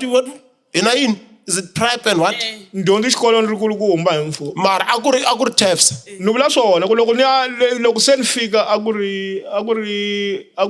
NSFAS a ku ri nkarhi lomu nga damala SRC mi loko ni dyondza a xikolweni hi mfumo teacher a fika a ku Botima ino ni ta kombela ku mi hlamula a ku nga ri n'wina na scrap ku ri loko ala ta ni vutisa xivutiso rhanga ni languta kahle a swi vona ku hayi n'wehla loko n'wehla ntsena ku vona principal eka inchava ya a hi va nyikeni nkarhi va hlamula so n'wamahumani ku na n'wana sweswi u hi langutiseni ka Shangani Gang u lava ku va a medical doctor medical scientist i yini leswa matihlo leswi nga swi mbalambala swa mandlasi ku na wa marhambu orthopedic for sure I think it's the same family tree ya ku maybe nga lava ti-subject ta ku fana mara mapasali ma hambanile principal maybe you can elevate it ku ri ku nga va ka ku laveka yini and all those things No, hi swona na mina lava ku vutisa swona hi ku ya hi xivutiso lexi hi nga xi vutisa ku ri kumbexana loko mo kota ku mi hi tlhatlhelanyana leswi hi nga mi vutisa swona ku hi ta kota ku hi ya mahlweni na leswin'wana hi ku na swivutiso leswi swi fanele ku swi vulavula hi university ku na swivutiso leswi hela ta mi vutisa ku ya loko munhu a teka field u na boyfriend u ta kitchen wa chekiwa wa jola wa divorce hayi vanhu va metsa va joni va za va heta xikolo. So loko munhu a lava ku teka field ya science kumbe science ni katsa hinkwaswo vo health science vo computer science vo BSc bachelor of science u fanele a khomi maths pure like I've said timhaka ta literacy kambe mi wa mina rini a ni mi tekula pure maths lowo tenga ni ri ivi kuma na tihlayo leswi swa tihlayo lowo tenga lowu nga na ti-geometry a ni ri 9999 ya kwala se vulavula trigonometry wo walowo wu dyondzisa hi ni ri kani ya lowa wu dyondzisiwa na RR wa vona mi ni kumi 0 ka grade 9 ni kuma 2 teacher a hlamala a ni vhele swivoko leswi na swi tshika leswi muko history so ku na pure maths lowo tenga igazi lemfana ku va na literacy wa mina ri ini ya leyimbirhi yimbirhi ku hava wa vunharhu ne kuna maths hi lowo tenga kuna maths lit ku va na pure maths lowo vhundusile kuna maths exidzi ivi ku va na tihlayo leswaku va tihlayo njhe na swin'wana i metse lowo vhundusiwa lowani i metse lowu va lava ku un'wana na un'wana a kota ku ti endlela swilo loko ku ri yisele na 2 rand 3 rand bank na swin'wana mara metse a pfuni nchumu lowani wa metse wa mapela wa pfuna ne mi ta byela okay bonani mi ta byela ku pfuna njhani loko ni va ni endle metse lowa ku vhundusiweni se mati ma thyakile ni nga nghena ka medicine no so a wu pfuni nchumu aka leswi nga ku vulavuleni hi swona wu pfuna nchumu aka timhaka ta ku loko munhu va ku a senda e-wallet na 500 na ku loko i senda yona na loko driver thekisi kota ku cinca mali no una nkoka ka tidyondzo to karhi mara ni sweswiwani hi la ku focusa ka science ka science ka science so una nkoka ku cinca mali hi vulavula hi maths hi vulavula hi English hi vulavula hi life sciences okay na letin'wanyana mara ta koka leti ni nga ti hlaya i maths o ka nga vhundzusiwangi i maths xi sciences na physics i physics i xinghezi xo ta hi xikepe Afrika-Dzonga se mi dyondzi hi bazari kumbe NSFAS a hi tshikeni swa hi la ku a ni ri hi la ku ya mahlweni phela ku va kota ku hi hlamusela sungula hi fanele va yi endle pure maths physical science na xinghezi life sciences na English na xinghezi so i 4 ta core va so hetini kwala leto anti apply le ka medicine ka swilo swo hambanahambana ka science okay a heni mahlweni hi nga ka hi nga heti la loko miza lowu u lava ngo ku hlamusela swa tikomba ku i n'wa tipolitiki kambe hambiswiritano a hi yeni mahlweni hi mayelana na leswi hi nga mi vutisa swona swa NSFAS na tibazari ku vana va nga swi fikelela njhani okay so ni ta sungula hi ti-applications ne loko n'wana a fika ka grade 12 ti-applications ti pfula hi March for ti-university to tala ku na lava pfulaka hi April mara to tala ti pfula hi March so a se fika sweswo ni le ka February 14 February a va tshiki timhaka ta varandzana a va fambeli kule na swilo swa vanhu vakulukumba a va fambeli kule na swilo swa vanhu vakulukumba a va pfi sweswi vanhu va kha va hlengeleta ti-documents to kota ku apply hi tona ti-documents teto ni vulavula ti katsa yini na ti katsa ID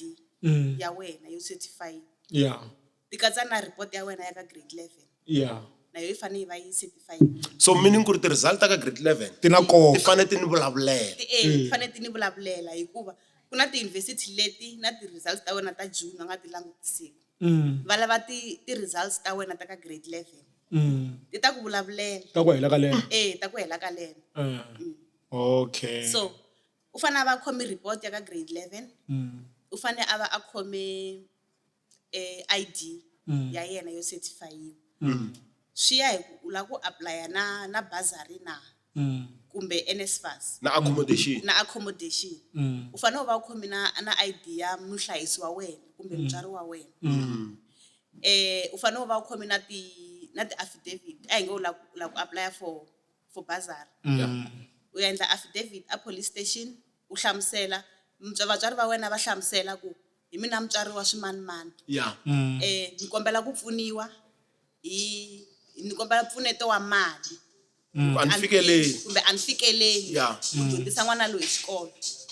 i va sayini va ta va pfuna police station so beside leswiwani swa ti-affidavit because swa ti-NSFAS swi pfula around May June leswi sweswiwani swi nga na nkoka swi nga swa emergency i ID na report ya ka grade 11 ku n'wana a kota ku apply hi leswi va fanele va swi lungisa sweswiwani before the 1 ta March. Okay. so kahle hi fanele hi tiyisisa ku ri n'wana ti-results ta ka grade 11 A ti tekela a ti tiyi a ti tiyi swinene ku ta n'wi vulavulela grade 11 i grade leyi n'wana a faneleke a va serious swinene ngopfu hi mhaka ku ti ta n'wi vulavulela ka ku wa nghena a yunivhesiti kumbe a nga ngheni following year a tshiki muhulahula ya se loko va fika laha ka lembe ro sungula va huma eka swa tidyondzo ta le hansi swa basic education va fika lahaya university leswi hi xilungu va swi vitanaka ku it's a shock the biggest shock of their life the biggest shock in terms of experience loko va fika lahaya munhu tolovele ku loko a fana a ya xiyindlwanini i yini lexi xi talaka loko a deposit swilo swa va yena karhata ngopfu or bye bye ivi a fika ka leswi a fika ku pressa swi ku hi swona mkhulu yeah what a ni ri loko u ri ka village loko when you go to the bathroom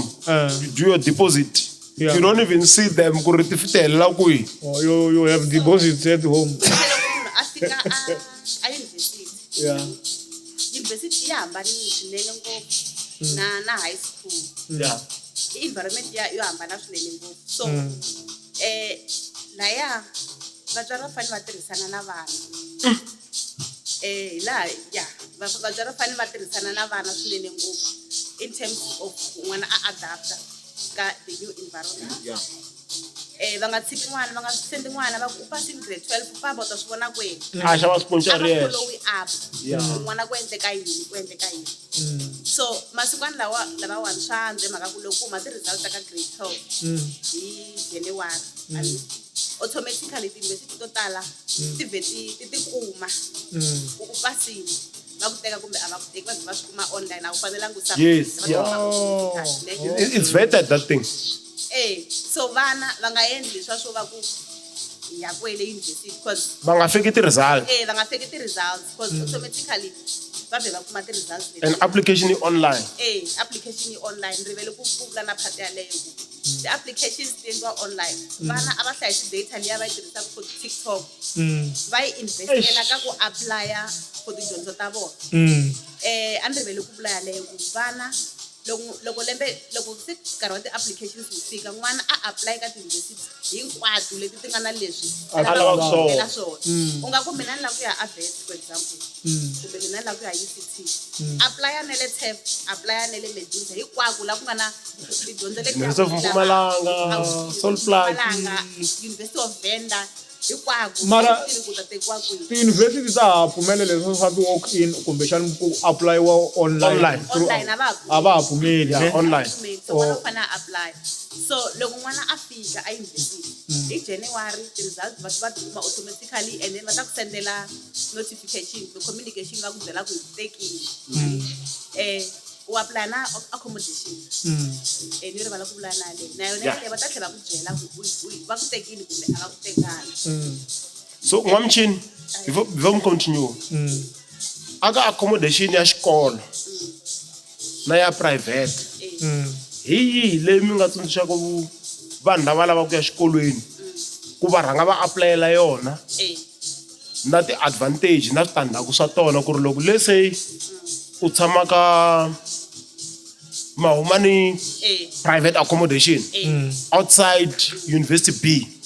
or Xixenge guest house so kuhlamula yaleyo swi advisable ku loko n'wana kha applya for yini loko munhu a kha apply for ku nghena university for admission a va applya na accommodation ya le university advantage ya sweswo i ku xo sungula university accommodation ya le university yi va yi ri safe You control. yi controlled na access ya ti-library a ku na kwala ndzeni. security and then u va A ku ngheni vafana hala, ku ngheni vanhwana hala. u va a ri swa hi ti-university sweswo u va a ri na access ya ti-library and yi safe and na loko ku ri ku a yi le campusini straight ku va ku ri na mabazi Transport lama rhanga ku vana va va heleketa Security. and then xin'wanyana swi easy na ku loko u ri na bazari kumbe u ri na NSFAS yi ku hakelela directly kwini a university so wena a wu stress hi accommodation ku every month wena u fanele u hakela kumbe kaya va fane va humesa mali yi suka xikhwameni va hakela yo private accommodation so it's advisable what yeah advisable. yeah advisable Nona ni mat. na mi nga chavi nona ni ma va apply ya university okay no ri kule ngopfu loko u kota ku hi khoma yona timbirhi hi nga kota ku va hi kha hi ya ku ku heteleleni mara xin'wana i ku loko vana va hetini tidyondzo ta vona ngopfungopfu eka job market ya science ti-graduate ku ri hi swihi swikili leswi va faneleke va na swona ngopfu ni ta vulavula hi science hi side ngopfu ra leswi mina ni nga swi dyondzela ni ta hambana ti-qualifications letiwani ku na ti-university leti va endlaku 3 years va swi vitana BSc in health sciences Yeah. kun'wana va swi vitana BSc maybe va ku BSc in microbiology or BSc plain loko munhu a heta ku endla BSc ya yena ya 3 years u fanele a endla na honors swi na nkoka ngopfu sweswo kasi ku na leti yo fana leyi mina ni nga yi dyondzela a University of Limpopo i degree ya 4 years yi va yi ri na honors kwalaya ndzeni Like ya fana na ya vu LLB.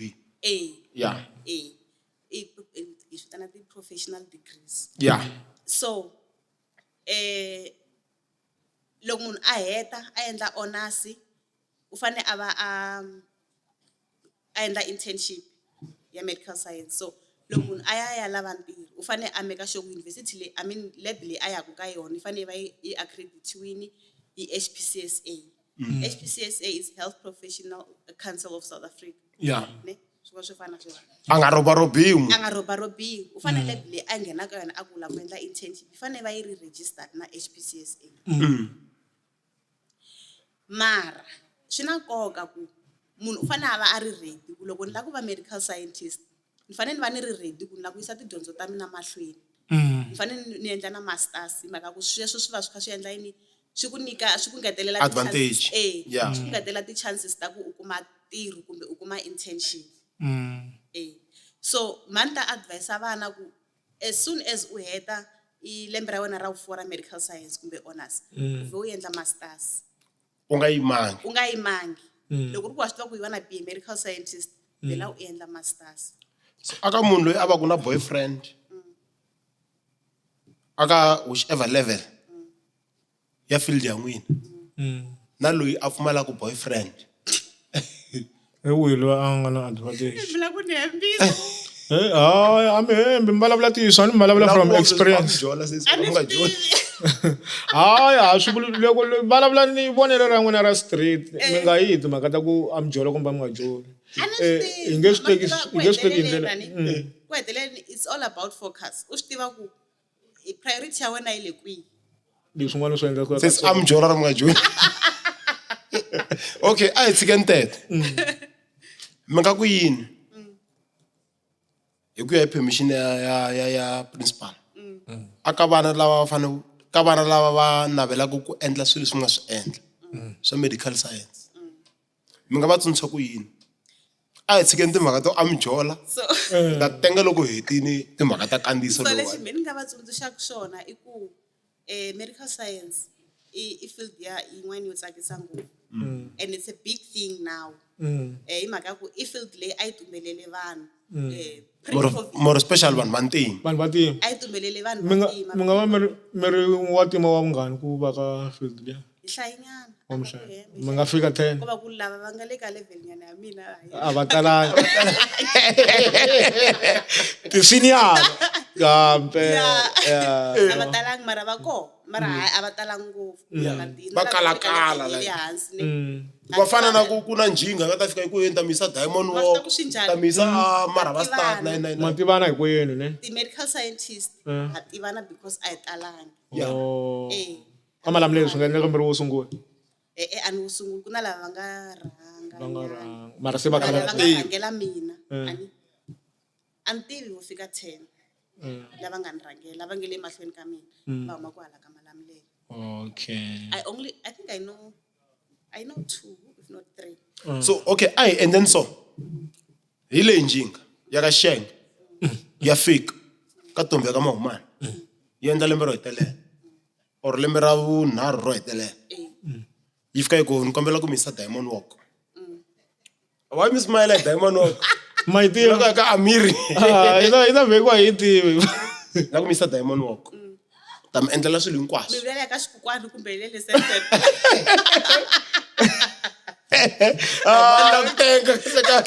kambe swi nga endla kha vulavula ka xikokwale mbo kota ku loko ni hlamula ni ka xikokwani kwa Amiri ka xikokwani Alright. so hi ta ya ka kokwani Chauke njhinga ka Shengeliwa ya fika you are on maybe 6-8 months to go njhinga ka Shenge ku na ku misa Diamond Walk Diamond Walk leyi nga kusuhani na lokishi leri ri nga tsoniwa xivongo xa Senten which is Alexander aneri liya i Diamond Walk leyi nga na xivongo xa yona xa ka xikokwani okay amanyunyu ka xikokwani so ti hambanile hi vulavula le hala wani kusuhana na Alexander ni kombela ku misa Diamond Walk ni ta mi langutela ni ta mi endlela swilo hinkwaswo mi nga yi tsundzuxa yini ntombi yo ku fana na yeleyo se yi lava ku fika hi ba ntambu la ku na munhu loyi a ngo Diamond Walk ku na tiko loko i nga mbalangi Diamond Walk a wu fani na hina nyiza a ni ri so mi nga n'wi tsundzuxa yini munhu wa ku fana na yaloyo a ri wa xisati ku fika njhinga hi leyiwani yi fike hi M5 CSI or hi X5 X6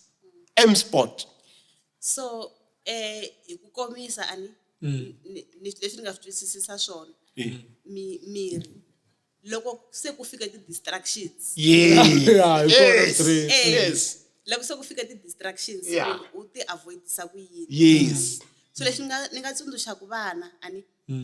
i ku munhu a focus ka leswi a lavaka swona ka leswi a lavaka swona matwisise mhaka ku dyondzo ku vulavula ntiyiso ku hava munhu loyi a nga ta ku tekelaku yona swi nga endleka my Diamond Walk boyfriend u ka pfuka ni jikela or a lovile ma yi vona mhaka ma kona swi vona so dyondzo i xi xin'wanyana lexi nga dyondza hi dyondzo i ku munhu a nga pfuka ku tekeli dyondzo ya wena you must have something to lean back on bokisi ri ehla na dyondzo ya wena ma swi vona so mhani ta ku munhu a avoida ti-distractions hi mhaka ya ku ngopfungopfu loko se u kha u ya ku heteni loko sweswiwani ni fika ni gangisiwa ni n'wi byela ka mi ni endla final year ya medicine example va swi vitana i ri like loko madokodela va swi vula va ri va fanele va va kha va vona zebra hi vula Investec tsaka a se swi vona Investec ya mina swi vona zebra ya mina so a ni ta ku that time is very sensitive matwisise mhaka ku nkarhi wun'wanyana fanele tiyimela u fanele u tiyimela so nkarhi lowuya i nkarhi un'wana wa very sensitive lowu munhu a faneleke a swi tiva ku u lava yini hi mhaka ku ku na van'wanyana vanhu vo tala ni va tivaka mina laya hi nga fika hi complete kona va nga fika va lahleka van'wani va twa nga ri se hi kulini se hi nkarhi wo munhu a sungula swintlangwana which is not a bad thing a ni swi ya ku munhu u lava yini se mi kuma ku loko se a ya pfula matihlo a kuma ku o Dr. Hlapi swi endla PhD a focus hala ka leswin'wanyana xarila xin'wanana ma swi vona it's not a bad thing mara swi kahle ku munhu a avoida ti-distractions as much as khale u ta ntama Yeah. se mara ku na xivutiso lexi ni nga ta xi vutisa mina minkarhi yo tala hina loko hi vo madokodela a hi va mbali swilo swo fana na leswi swa madlilazi ma tirhisa madlilazi n'we kumbexani ma vona hi matihlan'wini hi ku ma ta ku humelela ku na dokodela rin'wana hi ri na rona ri za ri ya movheni ri ya teka madlilazi ku ri ta kota ku teka xinepe swi tikomba ku hi dokodela se swo endla nga ri ho ri chavisa nyana ku hina hi dyondza ene hina ho vakulukumba ha ha voni Na tirhisa mani a tirhisi ngopfu mara. Okay. Mali I think it's gala 2012. Ni matshike lembe leri nga hela. Because ni mambala ku fana na mina ni tshama ni mambarile. So ndzi ni swi vona ku ku na munhu n'wana ka n'wi tolovela ni. One day a ku ka mina a ku ni xinepe ivi ni n'wi sendela. A ku hluvula madlilazi. Va swi vona? Se ivi leswi a swi ni dyondzisa ku no man. you can live I without can this live thing. without this thing. Yeah. So kusuka laya ni tidyondzisa hi vitsongotsongo ku sunguleni a ni mambala ntsena loko ni ri mahlweni ka screen ivi ni dlina ni ku okay let me see ku loko ni nga ri mahlweni ka screen ni nga swi kota ku vona ni nga ri na wona na so mara a ni vuli ku vanhu va tisetelani swi ya hi condition ya munhu ku mambalela yini So mkhulu ka hi songa yeah Dr. Hlambani Chirinda la va endle ku ri aka university yo karhi ni nge yi vuli vito va bena leswa swa ku loko va vitana va ku Dr. Hlambani Chirinda ivi mi yima as a family mi ku hoyo mi endla swilo hinkwaswo ne va swi benile hikuva ve ri mi distracta tifamily letin'wana lese hi mhaka va ka Chirinda va huma vuhosini hi 100 aka holo yeleyo va huma vuhosini kumbe tin'angeni hinkwaswo hi swona hinkwaswo hi swona mintsanini a nge teka hi so hina nga pioneer music wa xitsonga Yeah. so va swi benile hi mhaka sesi because loko va graduate sesi loko va vitaniwa ku ve na a big ululation ku va na risimu ra mujaji ri tlanga la ra mjaja na ha ri tsundzuki mara ku ve na ntsako lowukulukumba wu komba ku ri munhu loyiwani a hi munhu ntsena ku komba ku va I hosi kahle. u hoyozeliwa hi vanhu vo tala handle ka sweswo i munhu wa le vuhosini hayi vuhosi nje byo fana na bya ka Xenga byo huma hala ka vo Pete Boys Dilute bya Jim John hina a hi tihosi hi tindhuna hi nge mi tekeli tiko university liya yi vhele yi swi bena ku ri leswi a swa ha laveki loko mi tele munhu wa n'wina loko a tlakuka a ka ha ri na ku ululate and all those things mara swi teka vuafrika bya hina yaleyo yi fanele yi challengiwa ma swi vona nyana ne so but I think hi fanele hi khensa Dr. Chirinda loko va hi gracile va kota ku tsundzuxa tiko hi timhaka ta matekelo ya maphilisi timhaka ta mahlawulelo ya ti-subject ku dyondza ku ri loko se yi fika i ri maninginingini hambi u ya vets or UJ a boyfriend leyi fake nyana ka half clutch laya na swin'wana na swin'wanyani hikuva a ni se swi nge vuli ku ri a va ri na boyfriend loko siku yinini va endla kahle loko ku na swin'wana leswi munhu a fanelaka a nga swi vuli ya munhu a nga vuli hinkwaswo u fanele a dyondza ku ri leswi swa vuliwa leswi u fanele u tiva ku n'wansati wa byeriwa leswi n'wanuna wa byeriwa leswi se mara hi nge se hi ya pfala hi pfalela makumu ku na xivuriso lexi hi fanelaka hi mbutisa xona ho la ku twa timhaka ta ku mfuwo wa rixaka ma ha wu landzelela futhi n'wina mu humaku a vuhosini mu humaku a tiqambhini mu humaku etin'angeni mi nga kota ku mi yi veka kahle ku na xivuriso lexi xi va ngo vutlhari byi kumiwa endleleni xivuriso xexo xi vula yini xi vula ku munhu a nga bebuliwa a kha tiva swilo hinkwaswo swin'wanyana u dyondza kwala ku hanyeni a ni se kahlekahle a mi ri a student hi ku ya hi buku ku ri wa vona mi fana na vana lava hi endlaku ti-memorandum hi vona hi ku a aka buku leswi swi nga xiswona ne swi very munhu u dyondza ntirho wa yena a ri karhi a wu tirha se hi swona sweswaku munhu a nge koti ku va a tiva swilo hinkwaswo loko a tswariwa kambe kwala ku fambeni u ta va a karhi a dyondza loko a karhi a tirha ku fana na wena a wu tswariwangi u kha u tiva mayiki mara hi timhaka ta ku a wu rhandza ngopfu ku vulavula na ku hemba se wa swi vona u dyondzi ntirho u muhaxi aka malandzelelana va Shangani Gang hi kombela mi vhotela ku hi vuxokoxoko lebyi mi nga ta swi vona kwala ka screen xa n'wina hi ta va hi ri na segment yin'wani eka vhiki leri hi ta mi khomela line up yin'wana ya blind ngopfu line up yin'wana ya matimba ngopfu principal hamba byeli nyana ririmi ra hina hi fanele hi ri hlayisa hi ri sirhelela hi ri tlakusa hi tlhela hi ri hluvukisa ku va hi hluvukisa ririmi ra hina i ku va hi kota ku vulavula swilo hinkwaswo swilo swa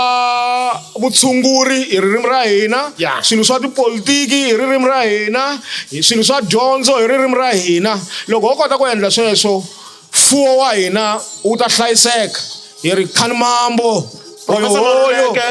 vice chancellor ya hina ya University ya Tshwane of Technology leyi nga pfula rhavi a Giyani hi kombela ku va na n'wina kwihi eka Shangani Gang hi rini bye bye.